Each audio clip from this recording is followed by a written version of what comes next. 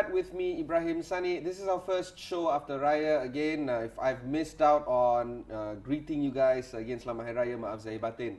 We start off this week with a conversation with MDEC, or the Malaysia Digital Economy Corporation.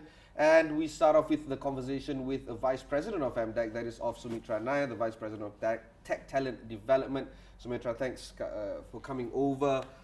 It's been a very hectic week for both of us. We've been chasing time to have this conversation, and I'm pleased that we actually managed to lock in the time to have a conversation right now. The focus, of course, is the Connect Tech Asia 2019. Yes. Let's start off with that. Could you tell us a little bit more about this particular program? Sure. So this is going to be a conference and a tech show in Singapore next week. It's happening on the 18th to the 20th of June. And we're going to be I'm going to be one of the panelists speaking about future of work, and my session's on the 19th of June. Let's understand a little bit better about what kind of conversations will take place at Connect Tech Asia and if it's open for public. Okay, so Connect Tech Asia is going to be happening next week in Singapore on the 18th to 20th of June, and this is an annual show focusing on tech. And this year, there are going to be a few interesting themes, including 5G, smart cities, AI village, as well as future of work. So I'm going to be one of the panelists at the Future of Work session, along with a few other speakers from other multinational companies. And the conference will feature exhibitions as well as talks. And for more information, anybody who's interested or wants to attend can visit their website at www.connecttechasia.com. Yeah, and it's open to public. The conversation is also revolving around how MDEC is pushing forward the digital growth of the country. We've seen MDEC delivering a lot of promise for the past few years. Does it still hold that kind of promise in the years to come? Yes, of course, definitely. In fact, even more so now than before when we first were established more than 20 over years ago. So we've had a pretty strong track record working with public and private sectors. And when we first started, of course, we were only thinking about, multimedia super corridor and the MSC status companies. And back then, when you spoke about IT jobs, it was limited mainly to either back-end IT or IT companies. But today, if you think about digital, it cuts across all sectors, right? Be it in agriculture or banking or manufacturing, digital is reinventing all these sectors. So now, even more so, the role of digital and the role of MDEC is, extremely important. You know what I find interesting? So the Google I/O is a conference where people of like-minded tech developers are coming over and having a conversation about what are the things that could be brought into market within the late part of this year, next year. And WWDC, it's a conference where Apple organizers, where Apple developers actually come and have a conversation. And when I visited WWDC very recently, 2 weeks ago, last week, it brought to my attention that only half of the developers there are actually trained in IT. More or less half. I don't know. I don't have the empirical data. Yeah. But the conversations that I have at the people there, they are former engineers, accountants, Correct. business leaders, whatever, school dropouts, you name it, right?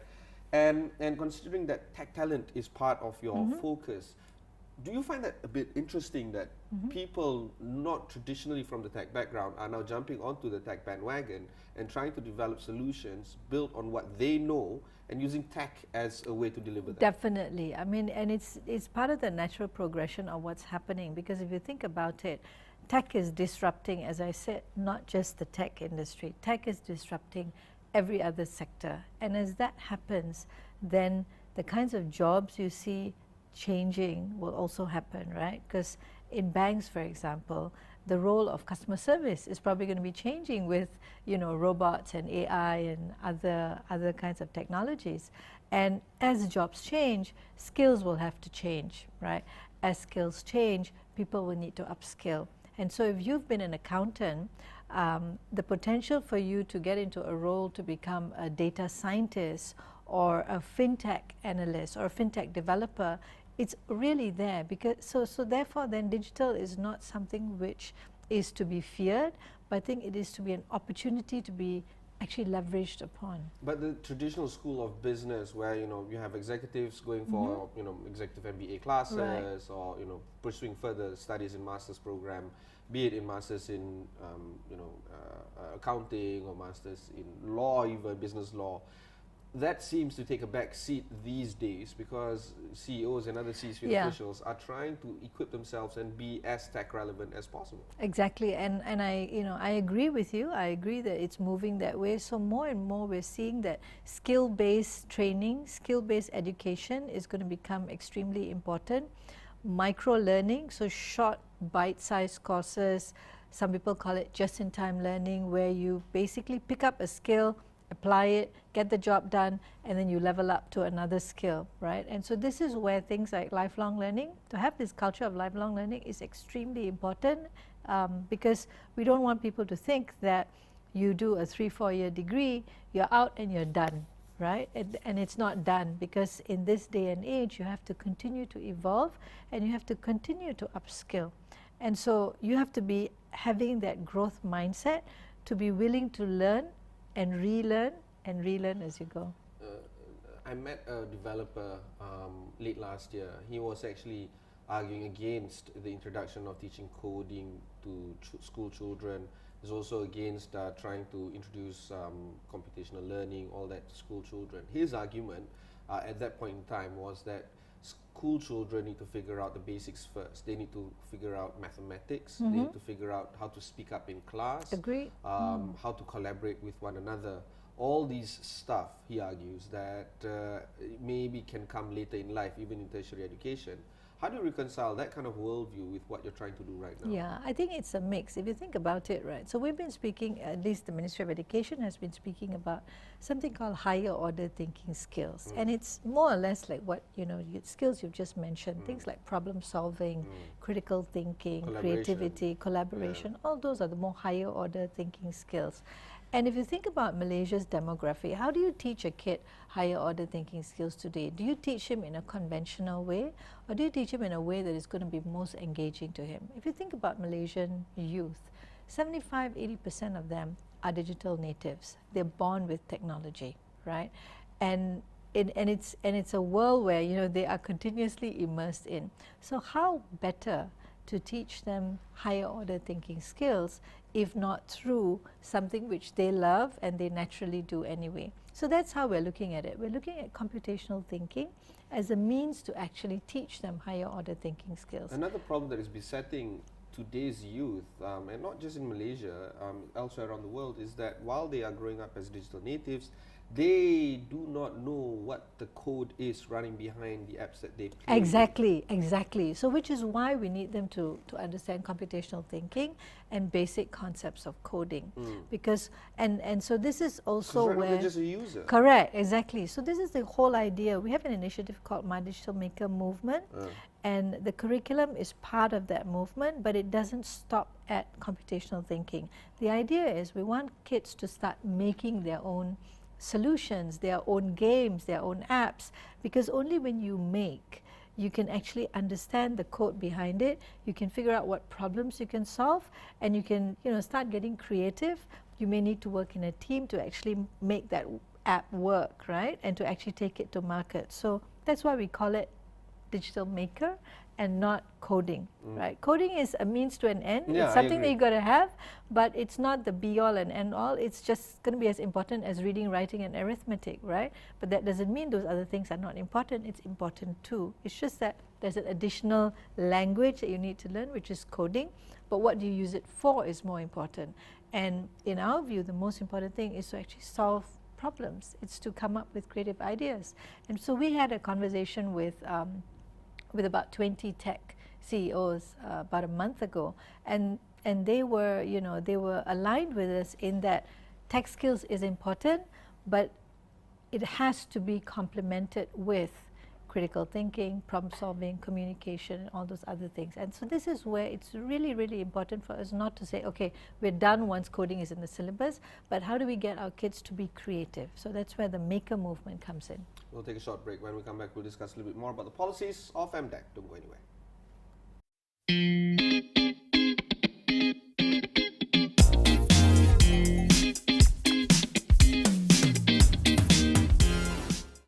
Welcome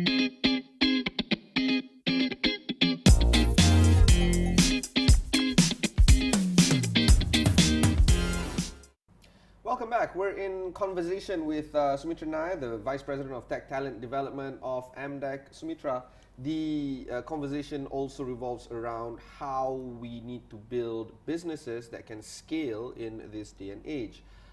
We're down to just doing e-commerce because it's something that people understand, they can, investors particularly understand, and we don't see much in terms of the diversification of businesses coming out of the tech sector outside of the world or realm of e-commerce, at least those that originate from Malaysia. Is this a plague that is besetting us for this particular sector? I think, of course, e-commerce is one of the areas that we see a huge growth in, right? And it's probably also one of those that has a lower entry barrier, right? In terms of skills, in terms of tools, platforms, and so on. But I think there are sufficient number of companies that are also moving towards their digital transformation journeys, right? And if you think about it, Maybank announced last year that they're investing 30 million to do a digital upskilling for their employees. CIMB has followed suit. And I don't think these guys would be upskilling their people if they were not reinventing their business. Petronas is doing the same. So if you think about it, the GLCs, the large local corporations, they're already embarking on this digital transformation. So yes, and it's different strokes for different folks, right? And if you think about it, if you have a home-based business somewhere in, Kuala Selangor or Sabak Bernam or whatever, yeah, perhaps e-commerce is a thing that, you can actually move up in. But if you're a corporation, this is where you're going to have to transform your business. You're going to have to disrupt or be disrupted, right? They say. At the same time, we've also seen examples. For example, I was at Facebook's office launch in KL last week. And one of the case studies that they had showed was really interesting because you see a fisherman in Miri, I think this was covered in the Borneo Post, fisherman in Miri actually using location-based services to figure out where the fish that he was going to catch, his catch was, and he actually caught it and then he brought it back. So he was able to improve his yield and he was able to help build his community. So we've had so many other stories like that about how farmers have been using IoT, improving their yield, so on and so forth. So I don't think it's limited to e-commerce. I think we are probably huge consumers of e-commerce, and that's the area that we're seeing increasing and exploding, and rightfully so. We should ride that wave, but at the same time we do see quite a bit of momentum moving into the other ones. Is it enough? Probably not. And so that's where in the World Bank report last year on Malaysia, digital business adoption is something that we still need to work on. Absolutely. Yeah, and that's an area that MDEC continues to figure out as we go. Would you see MDEC as playing a little bit more of an active role in terms of trying to get more investors to come into this part of the world? Certainly. And try to understand that this is a long game. It's a long tail. It's not an SME business. Exactly. It's not buying low, sell high. It's something much more than that. Yes, definitely. And even if you think about e-commerce, that's moving up the value chain. So for example, we work with companies like Alibaba, eBay, and so on, and they don't stop at just e-commerce. It goes on into things like, what does e-commerce do? It gives you data. Right? What do you do with that data? You go and analyze it, and then you look at it moving into AI then, right? Helping to drive decisions and customer experience. So you may start with basic e-commerce, which is the lowest common denominator perhaps, but you actually can quickly move up to actually making your business ready for the digital world ahead. So, and this is where we do work with MNCs to look at how do we not just think about it in terms of, you come in, you set up business, it's an investment, but what are the multiplier effects around it, right? How are you going to use technology to build the ecosystem around you? How are you going to create new jobs, right, that involve technology, right? I have no doubt that MDEC and for that matter yourself are busy losing sleep, I suppose, trying to build the necessary skills for talents to have, right, in terms of tech. However, one area that I find very important for us to not overlook is on the issue of ethics and on the issue of privacy. Yep. And privacy is a big deal today. We've had countless even, of data breaches, of unethical use of data. Facebook has been largely accused of one of them being one of those companies that have been selling user data to third-party contractors without the knowledge or the consent of their user. This is just a symptom. I'm not blaming Facebook. I'm just saying that there's a lot more companies that do this as a problem. Do you think that we need to focus more as well on the attention of ethics and how to use data? Because data is going to be more ubiquitous. Every one of us is going to have our data, well, exploited by all these companies. Certainly. So I think data integrity, data ethics, those are issues that are really important. And so one of the things that MDEC is doing is we are crafting a national digital economy policy.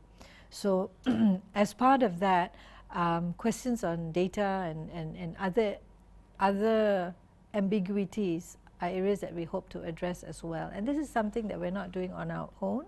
We're actually working with various government agencies, so be it MAMPU, or our own Ministry of Communications, and many other agencies, MITI and so on, to look at how do we work together to come up with a policy that is going to be addressing these kinds of risks and issues. We'll take a short break, but when we come back, we'll discuss a little bit more about the National Digital Economy Policy with Sumitra Nair of MDEC.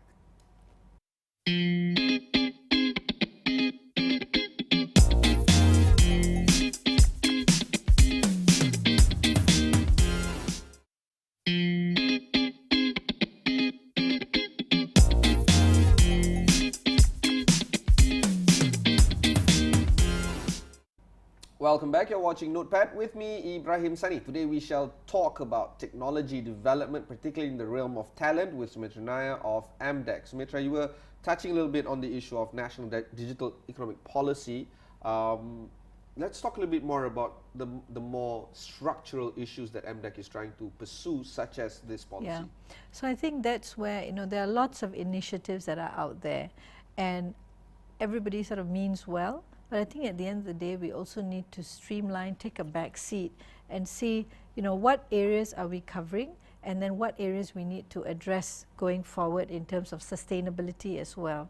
And so this is where we're working with various agencies to look at how do we craft a national digital economy policy, which will have key elements, including those that you mentioned, things like data, cybersecurity, AI, right? As well as tech talent development, because the way we see it, talent development is one of the key enablers, and to do it in a sustainable way, we have to think about what kinds of policies and regulations. For example, you spoke about maths, English, science, and so on, right?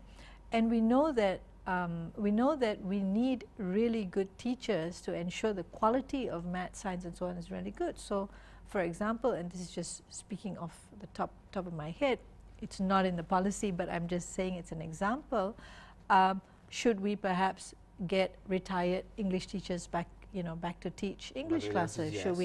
Should we have industry to co-teach? So those things require a Yes, policy. Those are ideas that I'm just throwing. But should we have policies on that, right? And to do that, you've got to have such policies to make that happen. So that's where it's good to have initiatives, but to make it sustainable, to ensure that it is done, to make sure that you have the mandate to do it, you need to have this policy in place. So that's what we're looking at. Having policies or any other structural framework is important, but you also have to manage the other half of the conversation, which is on perception. And I don't know whether MDEC is looking into this as well, because having good policies may be just half the story. If you have to don't monitor. buy into your story, then yes. So that's where I think one of the things that is required, right, is number one, awareness. So people need to understand how things are changing, right? And we spoke about it earlier. Technology is being disrupted at a phenomenal pace, and because of this, jobs are changing, skills that are needed for these jobs are also changing. But how many people know that, right? And so that's where we need to drive this awareness around that, number one. Number two, people need to actually take responsibility. So I think we can't sort of say, okay, Mr. Government, this is your job and I'm going to take a back seat. And, you know, we got to stop having that mentality where, you know, I'm going to be spoon-fed and this sense of entitlement. And I think it's really important to have instead this growth mindset, right? To take responsibility, take charge and say, how do I learn, relearn and keep learning, right? And if we do that, I think half the battle is won. When people realize and when people take responsibility, then the policies become an enabler, you know, for everything else, because it's only so much that you can do to come up with fancy initiatives and try and force it down a person's throat. But at the end of the day, whether it actually happens depends very much on that person's readiness. You also have to rely on skeptics to give you sort of like a positive feedback. Oh yes, of course. Right? And one thing that is interesting for you guys is that I think a lot of people, if not everyone, is going to rally behind the work that you do because, well, everybody loves technology. But there's, unlike politics, for instance, or sports teams where there will be some divisive kind of notion to it. But what would be the kind of challenges that you foresee might impede on your work moving forward? I think one of it is definitely connectivity. Right. 5G kind of connectivity or like connectivity as in as in internet connectivity. Okay. Right, internet connectivity, 5G connectivity, you know, if you may. But does everything need 5G? Probably not. There are other things that you can do with 3 or 4G, right? I would love 5G for everything. I would love to have 5G, but if you think about it, in the far reaches of Sabah and Sarawak, right? Yeah. Just connectivity, right? So you've got to have connectivity because even as we go out, we ran programs like I-Usahawan, I-Rezeki in the past, addressing underserved areas. And when you go to those areas, people are hungry for this, so they have the awareness, they have the mindset, they want to change. But then when connectivity is not there, it makes it, you know, it makes it a stumbling block. The Communications Minister, Gobind Singh, kind of blames it on TM and other, you know. Yeah, I mean, that's something that I trust MCMC and our minister is working on. But when you ask me what are one of the challenges, connectivity would be one of them. And so the other ones would be, as I mentioned, number 2 is awareness. So we need to drive awareness together. And we do that with partners from around the country. So we work closely with state governments, with local agencies, NGOs, on how do we actually drive this change from an awareness point of view. So let me give you an example. In Sabah, there is a school in Tenom, right? Tenom, as everybody knows, you love coffee, right? So Tenom coffee, Tenom tea, right? And so in Tenom, there is a school that you must go and look at. It's called the Chung Chinese School, and it is right smack next to the Sabah Agricultural Park in Tenom. And so we've worked with some private sector partners and local NGOs to set up a maker space in this school, and this space has become the Tenom Innovation Center for the local community, because what's happening is close by the farmers' kids go to that school, and so they're coming up with IoT solutions on how do you keep scarecrows away, how do you drive irrigation, things like that. And now they're taking those solutions and they're actually putting it in the Sabah Agricultural Park, and they're actually indexing and they're measuring things like humidity, temperature and things like that. And then they do fairs, they do local fairs to drive awareness. So this is where I think even the local momentum needs to be raised, because once people get excited, then they say, okay, what's next, right? And then the farmer says, how do I improve my yield? I find it interesting that you didn't mention regional champions as part of the challenges that you're going to face. Are you not worried about the competition that Singapore, Indonesia, Thailand, or whatever regional champions are bringing forward? Don't you feel that, you know, they are breathing down our neck? I think, yeah, well, whether that happens or not, what's most important is how do we prepare ourselves, right? How does Malaysia prepare ourselves in a way that is right for us? Because every country has its own unique opportunities and its own unique challenges. If you think about Malaysia, biodiversity, you know, we're one of the most biodiverse countries in the world. Now, how do we optimize on that? Can we compare that with Singapore? Maybe not. Slightly different strengths that we all have, right? So it's really important, and we believe this at MDEC, that when we do things, it has to be right for the country, right? As far as possible. So we can benchmark, and we look to them for benchmarking and for inspiration from around the country, but at the end of the day, we got to do what's right for us. Thank you, Sumitra. I've been speaking to Sumitra Nair, the Vice President of Tech Talent Development at MDEC. Remember, if you missed this episode, or if you want to watch more episodes like this, just head on to astroawani.com/notepad. That's it from me. Until next time. Thanks very much for watching, and goodbye. Thank you. Thank you.